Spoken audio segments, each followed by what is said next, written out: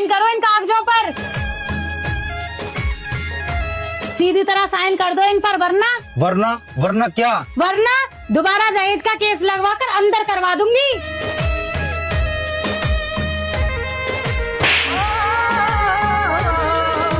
ये हाथ तुमने मुझ पे नहीं उठाया बल्कि हमारे पूरे रिश्ते को जला दिया। आज जो तुमने किया उसके बाद इस घर में मेरी जगह नहीं बचती। मैं जा रही हूँ अपने घर हमेशा हमेशा के लिए। तुम्हारी रोज रोज घर जाने की धमकियों से मैं तंग आ गया हूँ। अगर तुम्हारी यही खुशी है तो चली जाओ, बल्कि मैं तुम्हें घर छोड़कर आता हूँ। चलो। जिसमें एक जान पे हम, एक दूजे की पहचान पे हम। लो ले आया तुम्हारी बेटी को, हर बार धमकी देती रहती है, मायके चली जाऊंगी मायके चली जाऊंगी। आज मैं खुद इसे लेकर आया हूँ। अब एक काम करो, या तो इसे समझा लो कि शादी कोई गुड्डे गुड़िया का खेल नहीं, या इसे हमेशा के लिए अपने पास रखो। मैं रोज रोज इसकी नौटंकियों से आकर तंग आ गया हूँ। मैंने क्या किया?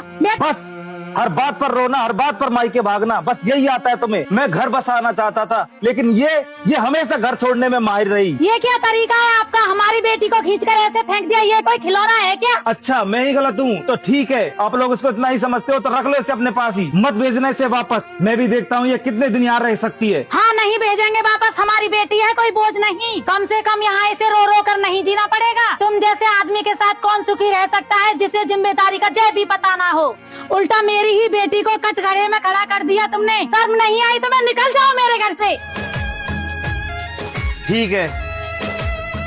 तू क्यों सहती है उसे? कहीं लिखा है क्या औरत ही सब कुछ बर्दाश्त करे? अब तू वापस मत जाना, तभी समझ आएगा उसे कौन बड़ा है और कौन छोटा। अगर औरत चुप रहे तो मर्द सर पर चढ़ जाता है। तुझे भी उसे अपनी अहमियत दिखानी चाहिए। सही कह रही हो माँ जी, इतना भी क्या प्यार पति से जो खुद को ही मिटा ले। आप तो 2-4 दिन यही रुक जाओ, वो तो रेंगता हुआ खुद माफी मांगने आ जाएगा। और सच कहूँ तो मर्द तभी सुधरता है जब उसे अपनी पत्नी खोने का डर होता है। अगर वो फिर भी नहीं माना तो कोर्ट कचहरी का रास्ता तो है ही। आजकल औरतें वकील के जरिए ही मर्द को लाइन पे ले आती हैं। शायद आप लोग ठीक कह रही हैं। मैं हमेशा समझौता करती रही, लेकिन बदले में मैंने क्या पाया? जैसा आप लोग करो वही ठीक है। तुझसे मिलने को दिल ऐसे तड़पता है। अरे रूबी एक कप चाय।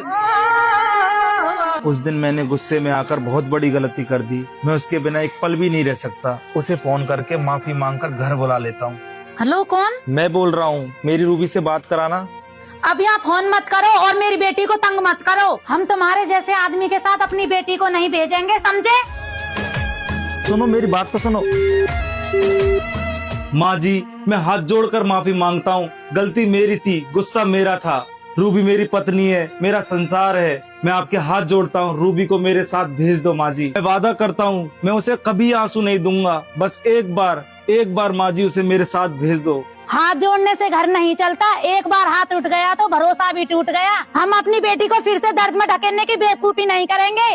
तुम्हारी इन मीठी बातों में अब नहीं आएंगे। मैं अपनी बेटी को कहीं नहीं भेजूंगी। माँ जी एक बार मैं अपनी पत्नी से पूछना चाहता हूँ कि वो क्या चाहती है। रूबी मैं बहुत शर्मिंदा हूँ, बस आखिरी बार मुझे एक मौका और दे दो। कितना गिरा हुआ है, खुद ही हाथ उठाता है, अब खुद ही लेने आ गया। शर्म नहीं आती? क्या चलोगी तुम मेरे साथ? तुम हर बार यही कहते हो गलती नहीं होगी, पर हर बार मुझे ये दर्द सहना पड़ता है। मैं थक गई हूँ, अब मेरे पास अब सहने की ताकत नहीं बची। अब मैं तुम्हारे साथ कभी नहीं जाऊंगी। तू बेवफा है। सुन लिया, अब जा सकते हो यहाँ से। मैं जानता हूँ इन लोगों ने मेरे प्रति तुम्हारे दिमाग में जहर घोल दिया है, लेकिन मैं भी देखता हूँ कब तक ये लोग तुम्हें मुझसे दूर रखेंगे।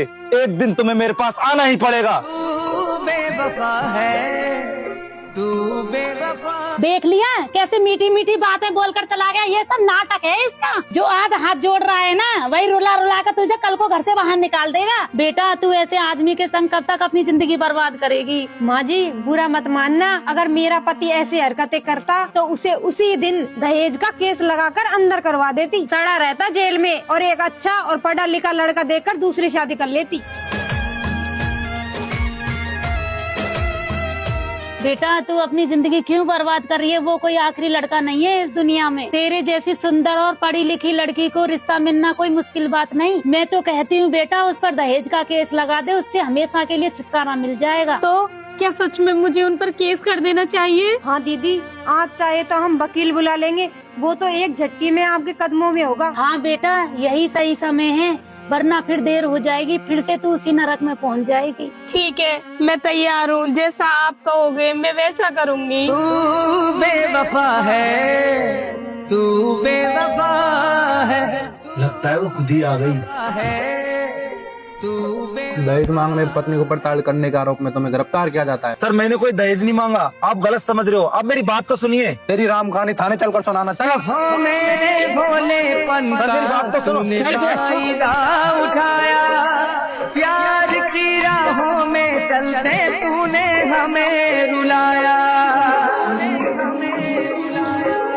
तेरे प्यार में पागल हो गया, तुम्हारे खिलाफ कोई सबूत नहीं मिला, इसलिए तुम्हें बाइज्जत बरी किया जाता है। तेरे प्यार में पागल हो गया, मोहब्बत में तेरी मर गई। तेरे प्यार में पागल हो गया, मोहब्बत। मैं आज भी तुम्हें अपनाने के लिए तैयार था, क्योंकि मैं तुम्हें खोना नहीं चाहता था। आज तुम जिन लोगों की बातों में आ रही हो, देख लेना एक दिन यही लोग तुम्हें अकेला छोड़ देंगे, और उस दिन तुम्हें समझ में आएगा कि इस दुनिया में अकेला मैं था जो तुम्हें टूटकर और दिलो जान से प्यार करता था। तू बेवफा है, तू बेवफा है, तू बेवफा है, तू बेवफा है, तू बेवफा है। मैं लड़की को बुला देती हूँ। हाँ, बुलाओ बुलाओ।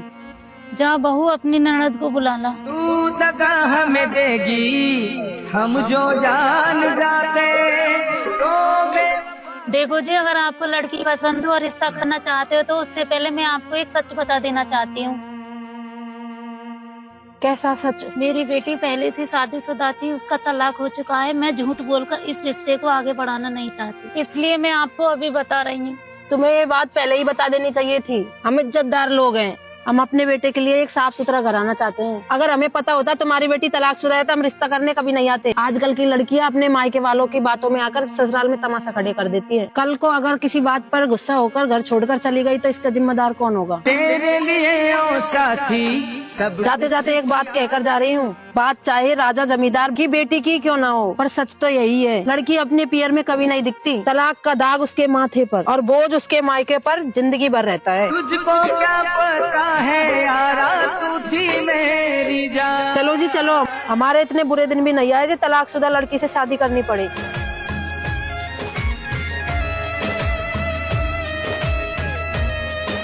अरे बेटा, तू यहाँ भी शराब पीने लग गया। मैं तेरे हाथ जोड़ती हूँ, कम से कम तू यहाँ तो शराब मत पी। अगर आज ये रिश्ता हाथ से निकल गया तो याद रखना तेरी शादी की आशा भी खत्म हो जाएगी। तू थोड़ा संभल जा बेटा, बस आज के दिन। अरे माँ, आप बिना क्यों टेंशन लेती हो? और ये तलाकशुदा औरत है, और इसको भला कोई इज्जतदार खानदान क्यों अपनाएगा माँ? बहुत कम लोग होते हैं जो इन्हें अपना लेते हैं, वरना ऐसी औरतें तो हम जैसे शराबी और जुआरियों के नसीब में होती है माँ।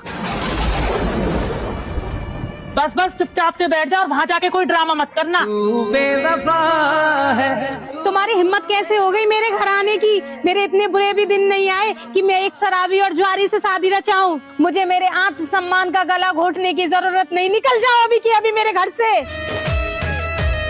बस कर, राजा मत बोल। तू बेवफा है, तू बेवफा है। हम जैसे आदमियों की आदत तो चलती रहती है, लेकिन सच तो ये है, समाज में तलाकशुदा औरत की कोई कीमत नहीं होती। समाज ऐसी औरतों को दूसरा मौका देने से डरता है। तुम्हें शुक्र मानना चाहिए था हमारा, जो हम एक तलाकशुदा औरत को अपनाने के लिए तैयार थे।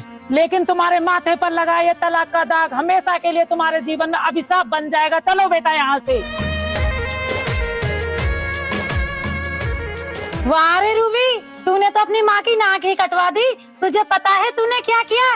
पूरे 10 महीनों से तेरे लिए एक रिश्ता भी नहीं मिला और बड़ी मुश्किल से एक लड़का राजी हुआ था। वो चाहे शराब पीता हो चाहे गंवार हो, कम से कम उसने तुझसे शादी करने के लिए हाँ तो बोल दी। लेकिन तूने उसको और उसकी माँ को घर से बेइज्जत करके निकाल दिया। मैंने अपने मुंह पर पत्थर रखकर अपनी इज्जत दांव पर लगाकर इस रिश्ते के लिए हाँ करवाई थी, लेकिन तूने उस पर भी पानी फेर दिया। माँ, वो शराब में धुत था, वो बिल्कुल भी मेरी इज्जत नहीं करता। मैं सारी जिंदगी उसे कैसे झेलती। इज्जत? जिसने अपने पति को छोड़ दिया, तलाक दे दिया, उस पर केस कर दिया, वो आज इज्जत की बात करती है? अरे वैसे भी दुनिया तुम्हें इज्जत से नहीं देखती रूबी। जिसके माथे पर तलाक का दाग छप जाता है, उस लड़की के लिए कोई अपने घर का दरवाजा नहीं खोलता। तू बेवफा है, तू बेवफा। दीदी, मेरे कपड़े धो देना, आज मेरे सिर में बहुत दर्द है।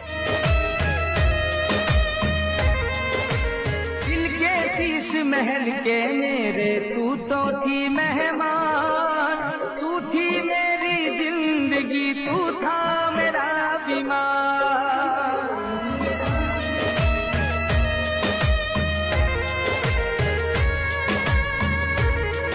तू बेवफा है, तू बेवफा है, तू बेवफा है। अरे जल्दी करो, बर्तन धोने में इतना टाइम लगता है क्या? अभी खाना भी बनाना है, वरना सब भूखे रह जाएंगे। पता नहीं किस यादों में खोई रहती है।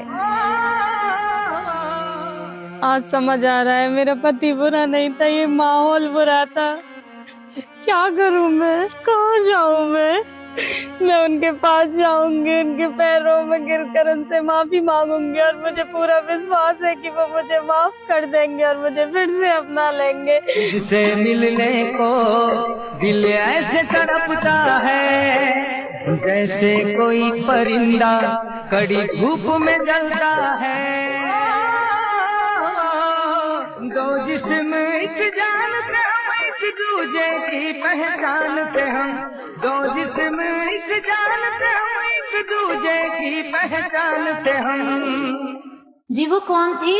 तू बेवफा है, तू जिंदगी में कुछ चेहरे ऐसे होते हैं जो वक्त के साथ दूर तो चले जाते हैं, लेकिन उनकी जगह दिल में हमेशा खाली रह जाती है। तू बेवफा है, तू बेवफा है, तू बेवफा है।